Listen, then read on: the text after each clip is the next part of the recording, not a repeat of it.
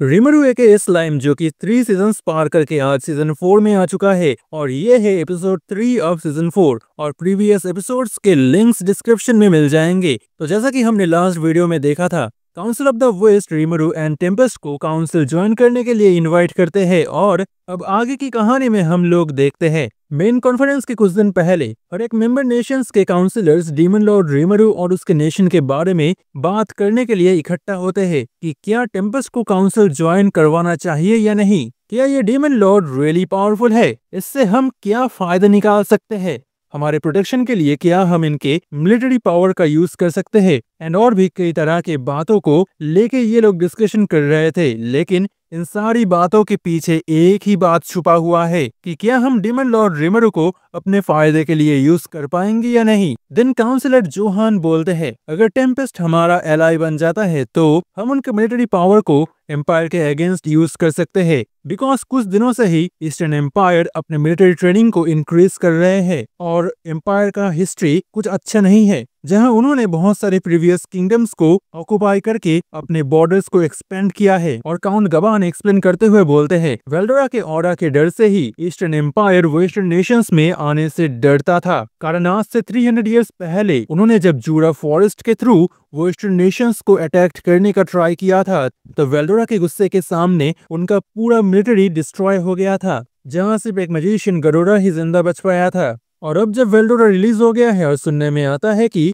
Demon Lord रिमरू ने वेल्डोरा को टेम कर लिया है, तब एम्पायर के लिए अभी हमें अटैक करने का कोई चांस ही नहीं है। बट फिर भी एम्पायर के बारे में हम कोई भी रिस्क लेना नहीं चाहेंगे। और फिर काउंसिल मेंबर्स के मेजोरिटी वोट के साथ काउंसिल ऑफ द वेस्ट रिमरू और टेम्पेस्ट को अपना एलाई मान लेता है। इस कॉन्फ्रेंस में हिनाटा भी थी, जो कि इरिटेटेड फील कर रही थी काउंसिलर्स के अनगिनत क्वेश्चंस का आंसर देते देते। और बाहर जाते हुए हिनाटा के साथ मुलाकात होता है इनग्राशिया किंगडम के प्रिंस एलरिक के साथ, जो कि हिनाटा से एक फेवर चाहता है। असल में ये बंदा नेक्स्ट कॉन्फ्रेंस में रिमरू के पावर को टेस्ट करना चाहता है और देखना चाहता है कि क्या ये डीमन लॉर्ड रियली ताकतवर है या नहीं, और इस काम को अंजाम देने के लिए उसको हिनाटा की हेल्प चाहिए। तब हिनाटा बोलती है वेस्टर्न होली चर्च और होली एम्पायर ऑफ लुबेलियस ने टेम्पेस्ट के साथ एक नॉन एग्रेशन पैक्ट साइन किया है, तो अगर आपको कोई रिक्वेस्ट करना है तो ऑफिशियल चैलेंज के थ्रू ही कीजिए। और फिर हिनाटा बोलती है अभी वो रिमरू को ट्रस्ट करती है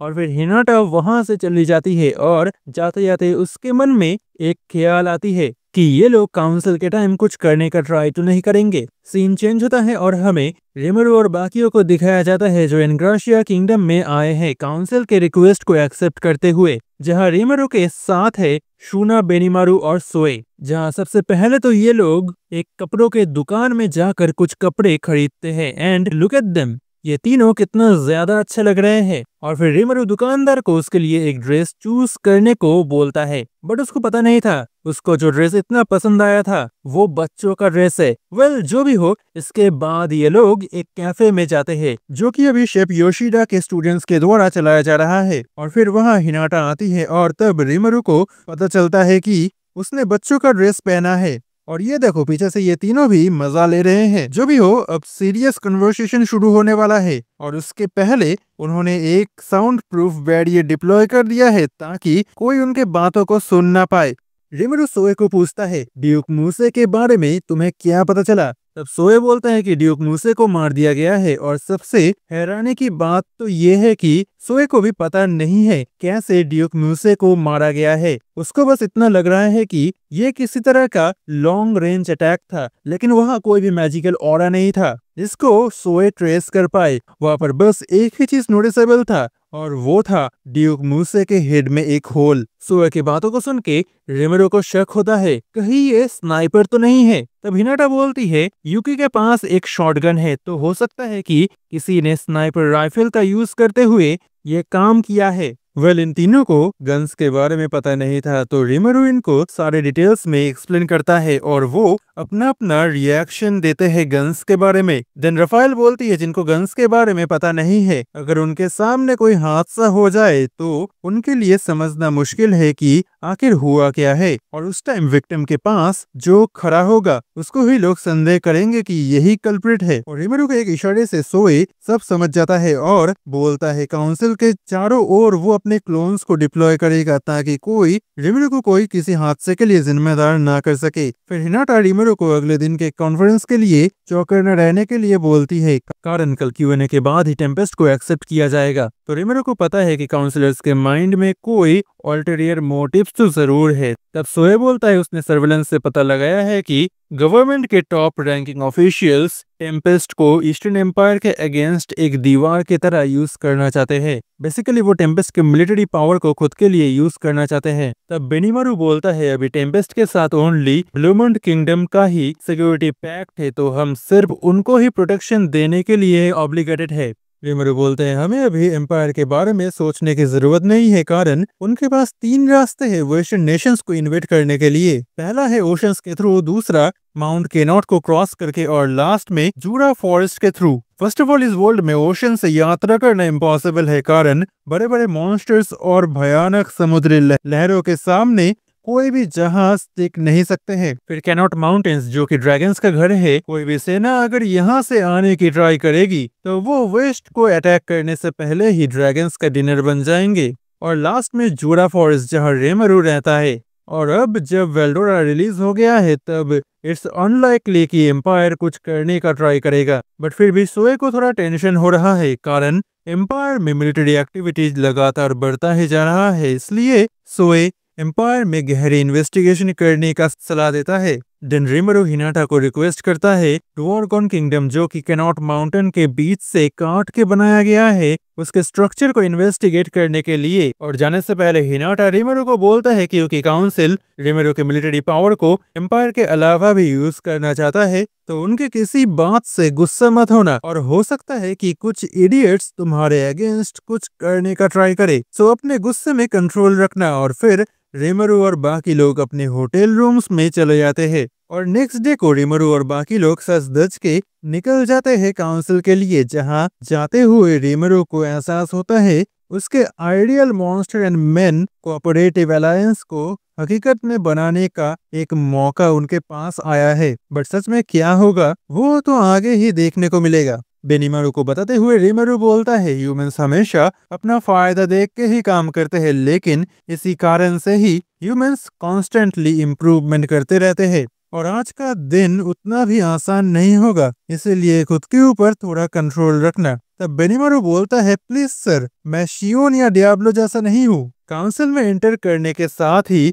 बहुत सारे काउंसलर्स जो कि फाउंडर्स फेस्टिवल में आए थे वो रिमेरो के साथ मिलने के लिए आ जाते हैं, जहां वो फाउंडर्स फेस्टिवल, टेम्पेस्ट की टूर्नामेंट और उनके म्यूजिक कॉन्सर्ट के साथ ही उनके फूड्स का भी तारीफ करते हैं। और वो रिमेरो के साथ एक फ्रेंडली रिलेशन बरकरार रखना चाहते हैं, लेकिन तभी कुछ और काउंसलर्स उनका अपमान करते हुए, जो देश मैप में एक डॉट से बड़े नहीं है, उनको सर रिमेरो को परेशान नहीं करना चाहिए। काउंसिल ऑफ द वेस्ट के पेपर्स में तो हर एक नेशन को इक्वल स्टेटस दिया जाता है, लेकिन असलियत में इस जगह बड़े कंट्रीज डोमिनेट करते हैं। और यही चीज हमें इन काउंसलर्स के रूड बिहेवियर के द्वारा दिखाया जा रहा है। रिमेरो यहाँ किसी के साथ झमेला करना नहीं चाहता है, इसलिए सबके साथ वो अच्छे से बात करने की ट्राई कर रहा है। तभी एक काउंसलर बोलता है सर रिमेरो, हमने सुना है आप एक इंटरेस्टिंग चीज बना रहे हो, उसका नाम क्या था? ओ याद आया, मैजिट्रेंस। हम बहुत ही ज्यादा इंटरेस्टेड है इस चीज पे। आप चाहे तो हम आपके इस एफर्ट्स का पार्ट बन सकते हैं, बस हमें प्रायोरिटी देना बस। तब रिमेरो बोलता है हर एक चीज का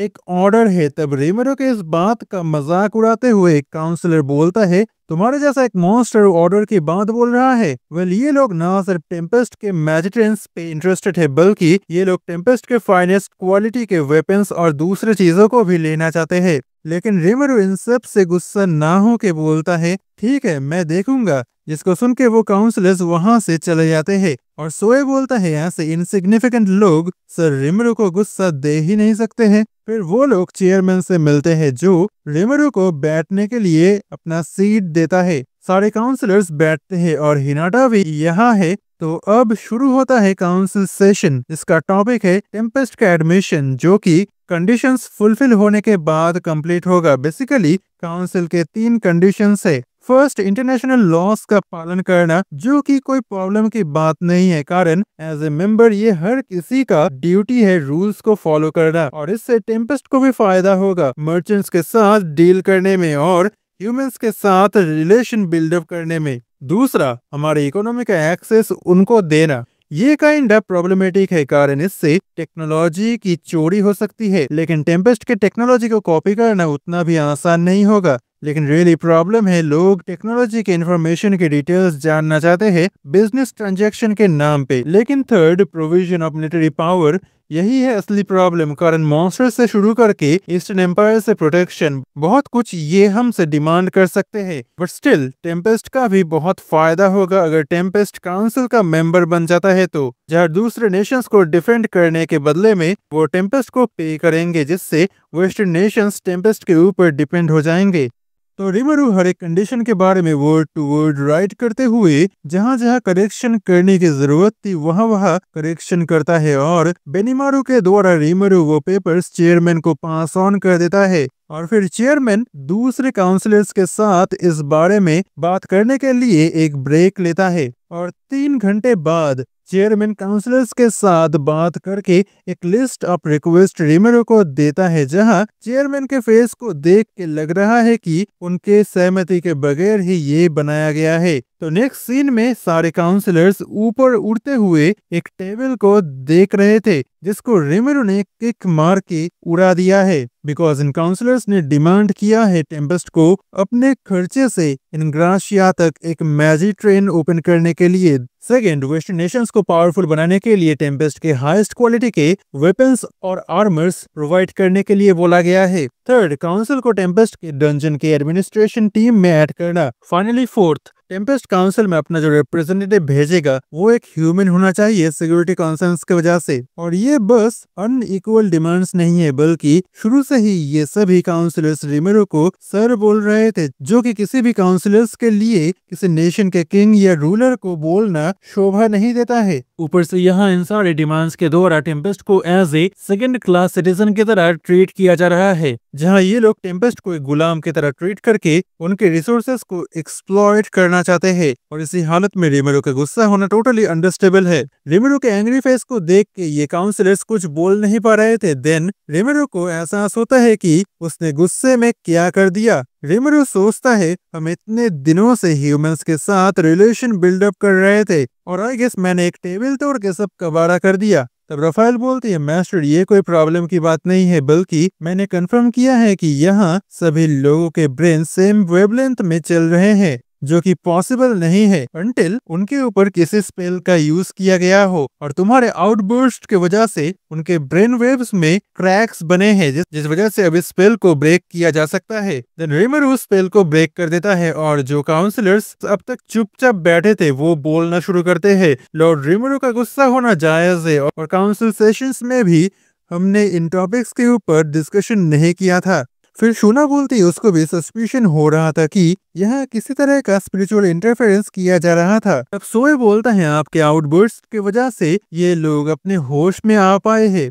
बेनिमारू बोलता है मुझे तो लगा था कि आपने अपना टेम्पर खो दिया है और गुस्से में टेबल को तोड़ दिया। रिमेरो बोलता है नहीं नहीं, मैं कभी ऐसा कर सकता हूँ क्या? मैं ये चीज हिनाटा को भी एक्सप्लेन कर सकता हूँ। आई होप मैं उसको समझा पाऊँ। लेकिन कौन था इसके पीछे? क्या ये यूकी है? आई डोंट थिंक सो, कारण वो कभी भी इतने सारे एविडेंस पीछे छोड़कर नहीं जाएगा। तभी सोए रिमेरो को बोलता है कि कुछ लोग इस रूम की तरफ आ रहे हैं और उनके फुटस्टेप्स को सुन के लग रहा है इन्होंने आर्मर पहना है। नेक्स्ट सीन में डोर ओपन करके इनग्राशिया के प्रिंस अपने नाइट के साथ काउंसिल में एंटर करते हैं और बोलता है चेयरमैन तुम्हारे साथ हमारा कोई बिजनेस नहीं है, हम तो यहाँ इस बेवकूफ से मिलने आए हैं जो खुद को एक डीमन लॉर्ड बोलता है।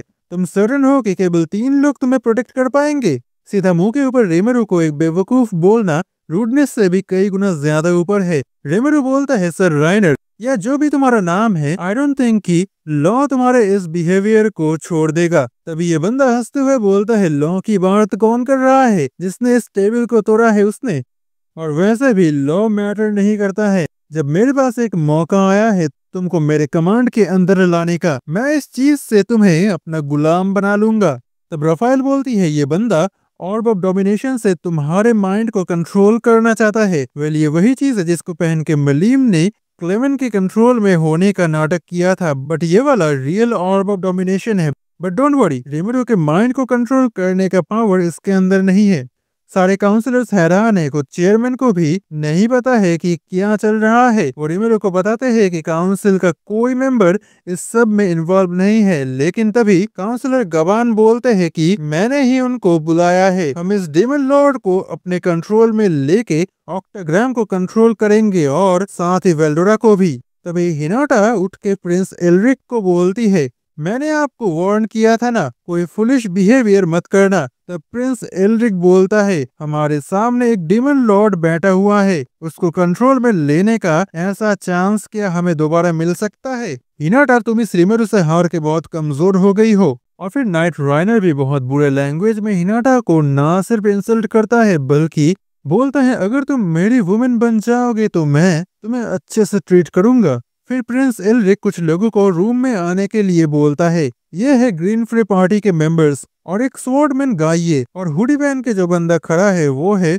World famous mercenary group Sons of World का लीडर। फिर एल्रिक बोलता है, देखो हिनाटा, मैंने एक स्ट्रॉन्ग आर्मी क्रिएट किया है इस रिमेरो को डिफीट करने के लिए, तो मुझे तुम्हारी जरूरत नहीं है, कारण इस वर्ल्ड में तुमसे भी ताकत पर बहुत लोग हैं। राफेल बोलती है, ये लोग रिमेरो के रेपुटेशन को 100% डैमेज करेंगे और रिमेरो खुद इन लोगों को एक बार में डिस्ट्रॉय करना चाहते हैं, बट यहाँ कोई है जो रिमेरो से भी कई गुना ज्यादा पिस ऑफ हो गई है इन लोगों के वजह से। हिनाटा तब बोलती है, तुम यहाँ ना सिर्फ मुझे बल्कि पूरे वेस्टर्न होली चर्च को ही एंटेगोनाइज कर रहे हो। तब प्रिंस एल्रिक बोलता है, हिनाटा टेक इट इजी, हम यहाँ इस डीमन लॉर्ड को डिफीट करने के लिए आए हैं, ना कि होली चर्च या लुबिलियस के लिए कोई प्रॉब्लम क्रिएट करने के लिए। तब हिनाटा बोलती है, उसको यहाँ एज ए ऑब्जर्वर बुलाया गया है और वो यहाँ किसी भी पर्सन को आउट ऑफ लाइन जाने नहीं देगी। तब सारे काउंसलर्स हिनाटा के बात को सपोर्ट करते हुए प्रिंस एल्रिक का विरोध करते हैं, लेकिन राइनर उनको चुप करके बोलता है, एक बार मैं इस डेमन लॉर्ड को अपने कंट्रोल में ले लूं, देन तुम लोग ही मेरे सपोर्ट में आ जाओगे। और तभी सॉन्स ऑफ वर्ल्ड के लीडर बोलते हैं, उनका कॉन्ट्रैक्ट केवल प्रिंस एल्रिक को प्रोटेक्ट करने के लिए था, लेकिन अगर यहाँ एल्रिक कोई अनएक्सपेक्टेड सिचुएशन क्रिएट करता है तो ये कॉन्ट्रैक्ट टूट जाएगा। उनके साथ ग्रीन फ्रे भी सहमत है,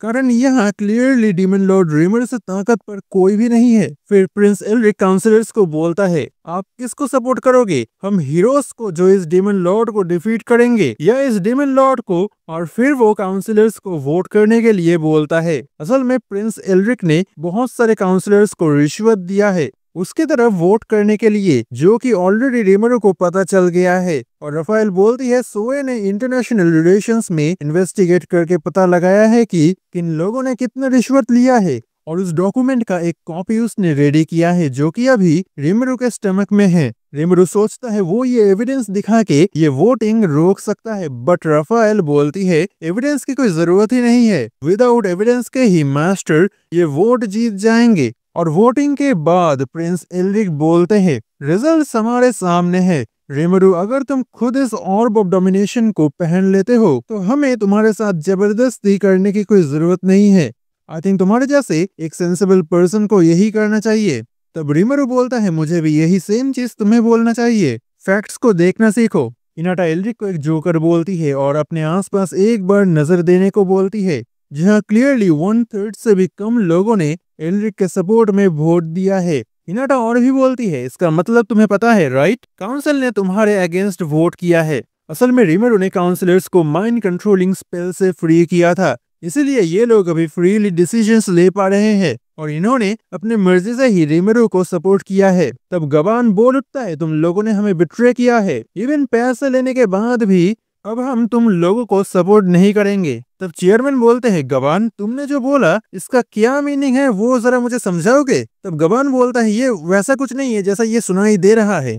तब रिमेरो सुए के बनाए हुए रिश्वत के उस डॉक्यूमेंट को पढ़ना शुरू करता है, जैसे एक कंट्री में डैम के कंस्ट्रक्शन को रोक देना, दूसरे एक कंट्री में जहाँ पे सूखा पड़ा है वहां के खाने के सप्लाई को बंद कर देना, यही सब चीजों को मीन करना चाह रहे थे काउंट गवान। तब गवान बोलता है, तुम्हें ये डॉक्यूमेंट्स कहाँ से मिले? तो रिमेरो बोलता है, उसके सबऑर्डिनेट्स ने ये सब एविडेंस कलेक्ट किया है, वैसे ये ओरिजिनल डॉक्यूमेंट नहीं है, बस उसका एक कॉपी है, तो मुझे पता नहीं है कि कितने लोग इसको विश्वास करेंगे, लेकिन क्योंकि सर गवान ने खुद ही ये सब मान लिया है तो आई गेस किसी के मन में भी अभी कोई संदेह नहीं है। और जिन्होंने भी प्रिंस एलरिक के सपोर्ट में वोट किया था वो अभी बैठ नहीं पा रहे हैं, कारण रीमरू ने उनको स्टिकी स्टील थ्रेड से बांध दिया है। फिर राइनर जोर से बोलता है, प्रिंस एलरिक आप मत घबराइए, इस डेमन लॉर्ड को डिफीट करने के साथ ही हमारे प्रॉब्लम सॉल्व हो जाएंगे। और ये बोल के राइनर अपना स्वॉर्ड निकालता है। चेयरमैन इन सब से परेशान होके उनको रोकने की ट्राई करते हैं, बट उनको रोक दिया जाता है कुछ गार्ड्स के द्वारा। राइनर के चैलेंज को सुन के हिनाटा राइनर के साथ फाइट करने के लिए सामने आती है, कारण वो यहाँ एज ए ऑब्जर्वर आई है। इसके अलावा इस बंदे ने ऑलरेडी हिनाटा को बहुत ही ज्यादा इंसल्ट किया है। राइनर हंसते हुए बोलता है, मैं इनग्राशिया का सबसे ताकतवर नाइट, तुमको तुम्हारी असलियत दिखा दूंगा कि ये सब सेंट टाइटल सब बकवास है, आज तुम्हें ट्रू पावर देखने को मिलेगा। तब गाये बोलता है, अगर तुम हिनाटा के साथ फाइट करोगे तो मैं इस डीमन लॉर्ड का पत्ता साफ कर देता हूँ। रीमरू के लिए अभी ये फाइट अनअवॉइडेबल लग रहा है, बट वो खुद इस फाइट में लड़ भी नहीं सकता है, कारण इससे उसका रेपुटेशन डैमेज हो जाएगा। तो रीमरू सोचता है उसके मिलिट्री कमांडर बेनिमारू को फाइट करने के लिए वो भेजेगा, लेकिन वो भी रेपुटेशन के लिए कुछ अच्छा होगा नहीं। तभी शूना बोलती है, मैंने बहुत देर तक तुम्हारे इंसल्ट्स को सहन किया, तुमने बहुत ज्यादा रूड बिहेवियर दिखाया है सर रीमरू को, जिनको मैं रिस्पेक्ट करती हूँ। तब गाये बोलता है, डेमन लॉर्ड तुझे शर्म नहीं आती है एक कमजोर लड़की के शैडो में छुपने से? शूना गाये को चुप करने के लिए बोलती है, कारण यहाँ रीमरू या उसकी ब्रदर बेनिमारू के इंटरफेरेंस की कोई जरूरत ही नहीं है, वो अकेले ही उसके लिए काफी है। तब गाये बोलता है, वो मैन वुमेन या चाइल्ड किसी के ऊपर भी रहम नहीं करता है। सीन शिफ्ट होता है और राइनर के साथ हिनाटा के फाइट को दिखाया जाता है, जहां हिनाटा के सिंगल अटैक से राइनर ऑलमोस्ट बेहोश हो गया है, उसको पता ही नहीं चला कि वो कैसे डिफीट हो गया। तब हिनाटा बोलती है, तुम एनग्राशिया के सबसे पावरफुल नाइट थे ना, क्या हुआ? फिर गाये को दिखाया जाता है जो अपने स्वॉर्ड से शूना को अटैक करता है, बट शूना उसके हर एक अटैक को डॉज कर जाती है और गाये का न्यू होली स्वॉर्ड जिससे वो रीमरू को डिफीट करना चाहता था वो अब कबाड़ बन गया है। वेल शूना यहाँ पे सीरियस नहीं है, इट्स लाइक कि शूना गाये के साथ एज ए टॉय खेल रही है। और फिर शूना अपने गॉड रीमरू को प्रे करना शुरू करती है होली मैजिक को यूज करने के लिए, और फिर गाये के चारों ओर बहुत सारे मैजिकल सर्कल्स अपीयर होते हैं। देन शूना यूज करती है डिसइंटीग्रेशन और एक ब्राइट लाइट में गाये का काम तमाम हो जाता है। और रीमरू को लगा था कि शूना ने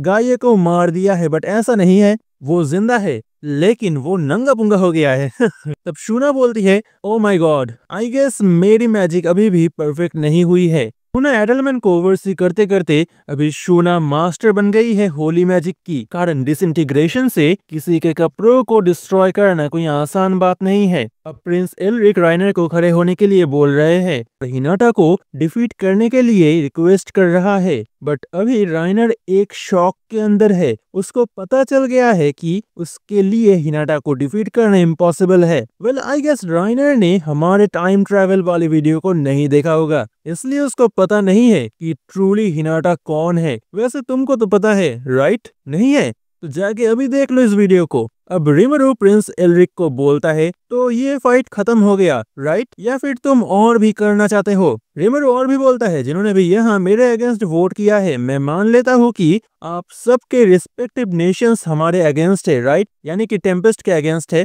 तभी राफेल बोलती है, एक मर्डरस विल डिटेक्ट किया गया है जिसका टारगेट है सब्जेक्ट एलरिक। तभी रीमरू मैजिक सेंस को ऑन करता है और 1.2 माइल्स यानी कि 2 किलोमीटर दूर एक रेड हेयर्ड लड़की ग्लेंडा एक गन के साथ खड़ी हुई है, जिस गन का रेंज है अराउंड 60 यार्ड्स यानी कि 54 मीटर्स। तो कैसे वो एलरिक को अटैक करेगी? क्या वो मैजिक की यूज करेगी? ये सब सोचते टाइम अचानक से ग्लेंडा बुलेट फायर कर देती है और बुलेट के सामने एक पोर्टल ओपन होता है, जहां वो बुलेट गायब हो जाता है और पलक झपकते ही एलरिक के ठीक 20 मीटर्स दूर एक पोर्टल ओपन होता है, जहां से वो बुलेट बहुत तेजी से एलरिक की तरफ आ रही थी। तब राफेल के हेल्प से रीमरू बेएल्ज़ेबुब का यूज करते हुए उस बुलेट को रोक देता है और प्रिंस एल्रिक को रिमेरू बचा लेता है। असल में किसी ने एल्रिक को मार के रिमेरू के ऊपर सारा दोष देने का साजिश बनाया था, कारण बुलेट्स इतना पावरफुल है कि एक इंसान को आउट ऑफ नोवेयर पलक झपकते ही मारने का ताकत रखता है, जिससे ये सिचुएशन और भी ज्यादा कॉम्प्लिकेटेड हो जाता और टेम्पेस्ट के लिए शायद काउंसिल को ज्वाइन करना ऑलमोस्ट इम्पॉसिबल हो जाता। तो अब ये तो क्लियर है कि इन इडियट्स को पहले से ही सेटअप किया गया था, बिकॉज रिमेरू ने प्रिंस एल्रिक का जान बचाया है, इसलिए वो अपने बिहेवियर के लिए अटोन करना चाहता है। और वो बोलता है गबान ने उसको ये सब प्लान और ऑर्ब ऑफ डोमिनेशन दिया था, लेकिन गबान ये सब इनकार करके बोलता है क्या तुम्हारे पास कोई प्रूफ है? बट गबान के साथ अभी कोई भी नहीं है, तो अभी उसके लिए बचना मुश्किल है। तभी वहां पे इनग्राशिया किंगडम के किंग एजिल आते हैं और सभी उनके सामने सिर झुकाते हैं और बोलते हैं डेमन लॉर्ड रिमेरू, मेरे लड़के ने आपको बहुत परेशान किया, तो मैं आपसे माफी मांगता हूँ एज ए फादर। रिमेरू बोलता है अपॉलॉजी एक्सेप्टेड, बट मैं नहीं चाहता ऐसा दोबारा हो, जिसके साथ किंग भी सहमत है और रिमेरू और किंग एजिल एक साथ काम करना चाहते हैं और ये दोनों हैंडशेक करते हैं। और गबान के लिए मैजिकल इंक्विजिटर्स को बुलाया गया है किंग के द्वारा, जो कि इनग्राशिया किंगडम के सबसे ज्यादा खतरनाक आर्मी है। फिर कुछ टाइम बाद काउंसिल दोबारा शुरू होता है और रिमेरू के हर एक डिमांड को पूरा कर दिया जाता है, जहां फर्स्ट है टेम्पेस्ट को एज ए नेशन एक्सेप्ट किया जाएगा, second Tempest officially council join करेगा और थर्ड काउंसिल के मिलिट्री राइट्स टेम्पेस्ट को दिया जाएगा। इसी के साथ काउंसिल सेशन खत्म होता है और रिमेरू और बाकी लोग एक कैफे में जाते हैं और वही दूसरी तरफ ग्लेंडा को यकीन नहीं हो रहा है कि रिमेरू ने उस बुलेट को रोक दिया पॉइंट ब्लैंक रेंज से। ये डेमन लॉर्ड ग्लेंडा के इमेजिनेशन से भी कई गुना ज्यादा पावरफुल है। तभी वहां पे सोए बोलता है रियली तुमने डेमन लॉर्ड रिमेरू को बहुत ज्यादा ही अंडर एस्टिमेट कर दिया है और तुम बहुत बड़े फूल हो जो तुम तब से इसी सेम जगह पे बैठी हुई हो। ग्लेंडा बोलती है तू कौन है? तब सोए बोलता है मैं सर रिमेरू का एक वफादार एजेंट सोए हूँ। ग्लेंडा बोलती है तो तुमने मेरे अटैक को प्रेडिक्ट कर लिया था। सोए बोलता है सर रिमेरू को सब पता है, उनको सब दिखता है, तुम जो भी जानते हो वो सब तुम्हें बोलना पड़ेगा। तुम रेजिस्ट कर सकती हो लेकिन उससे तुम्हें ही दर्द ज्यादा होगा। तब ग्लेंडा एक गन निकालती है और सोए के तरफ शूट करती है, जिसको सोए डॉच कर जाता है। ग्लेंडा सोचती है मुझे पता था साधारण फिजिकल अटैक्स इस हाई लेवल मार्जिन के ऊपर काम नहीं करेंगे। तब वो एक मैजिकल नाइफ निकालती है, जिसको देख के सोए डिफेंसिव पोज ले लेता है। ग्लेंडा समझ जाती है कि ये नाइफ सोए को डैमेज कर सकती है। ग्लेंडा सोए के अटैक्स को डॉज करके मैजिकल बुलेट्स फायर करती है। मैजिकल बुलेट्स को फायर करती है नॉर्मल बुलेट्स के साथ मिक्स करके, जिससे सोए का एक हाथ डिस्ट्रॉय हो जाता है। ग्लेंडा बोलती है उसका ओपोनेंट जितना कॉन्फिडेंट होगा उसके अटैक्स उतने ही डेडली होंगे। असल में ग्लेंडा अपने मैजिक को सॉलिडिफाई करके बुलेट्स को बना सकती है, जो कि स्पिरिचुअल बीइंग्स के अगेंस्ट बहुत पावरफुल है। सोए बोलता है अगर तुम अभी भी सरेंडर कर दोगी तो हम नीडलेस खून खराबा अवॉइड कर सकते हैं। सर रिमेरू एक अच्छे पर्सन है, तुम जो भी जानते हो वो मुझे बता दो तो तुम जिंदा बच जाओगी। ग्लेंडा बोलती है वाओ तुम्हारे बॉस बहुत अच्छे हैं, पर तुम्हें यही मरना पड़ेगा। फिर ग्लेंडा सोए के चारों तरफ 5 पोर्टल्स ओपन करती है और हर एक पोर्टल से एक बुलेट बाहर आता है जो सीधा सोए को लगते हैं और सोए वही मारा जाता है। तब ग्लेंडा बोलती है मुझे यहाँ अपने सारे मूव्स को रिवील करना पड़ा, बट कोई ना, मैं जिंदा हूँ वही काफी है। तब एक आवाज सुनाई देती है अगर ऐसा ही है क्यों ना तुम अब सरेंडर कर दो। ग्लेंडा हैरान है क्योंकि सोए उसके ठीक सामने बैठा है, जिसको जस्ट कुछ ही सेकंड्स पहले उसने मारा था।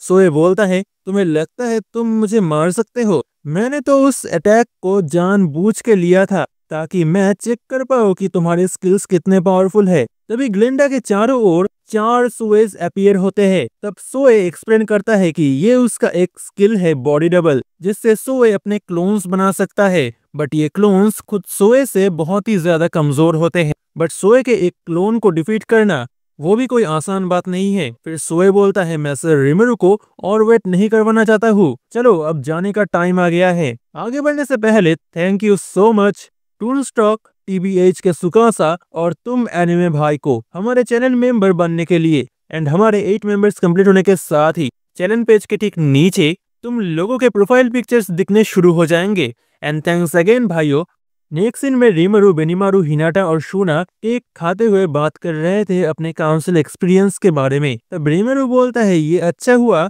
मुझे गुस्सा आने से पहले ही तुम दोनों का टेम्पर क्रॉस हो गया था, नहीं तो अगर मुझे गुस्सा आ गया होता तो पता नहीं मैं क्या कर देता। तब हिनाटा और शूना बोलती है, उनको गुस्सा नहीं आया था, उन्होंने बस कुछ रूड लोगों को थोड़ा लेसन दिया है, दैट्स इट।